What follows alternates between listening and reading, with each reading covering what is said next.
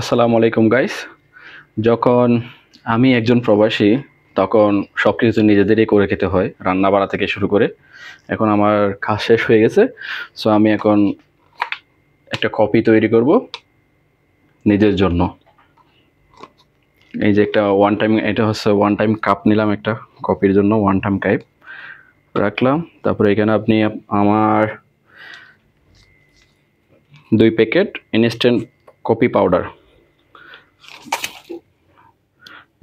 Coffee powder দিলাম 2 packet.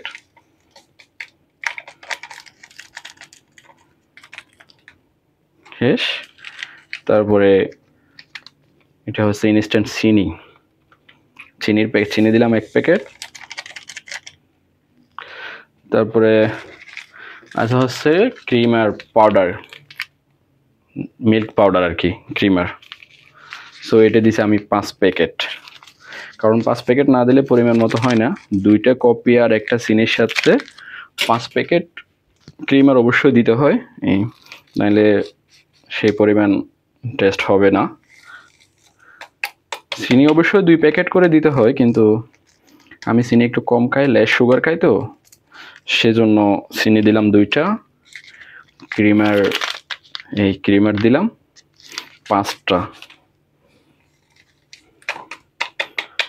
হয়ে গেল। তারপরে ওয়ান টাইম স্পুন হালকা করে নাড়া দিলাম, মিক্স করে নিলাম। ক্রিমার, চিনি, কফি পাউডার সব ভালো করে মিক্স করে নিলাম। দেখতে পাচ্ছেন মিক্স হয়ে গেছে। আর একটু ভালো করে করে নিচ্ছি, মিক্স হয়ে গেল।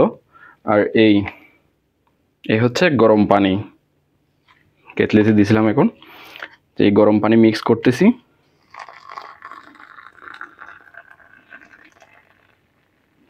গরম পানি নিলাম, অনেক গরম।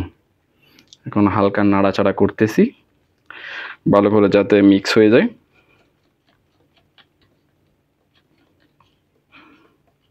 হয়ে গেল, এখন খাওয়া যাবে। বিসমিল্লাহ। ওয়াও, সেই স্বাদ, আসলে অনেক টেস্টি। এরকম করে আমরা নিয়মিত খাই, আমি নিয়মিত করে খাই, অনেক টেস্টি হয়েছে।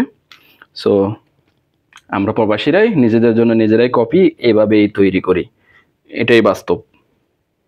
ধন্যবাদ, দেখা হবে অন্য কোনো ভিডিওতে।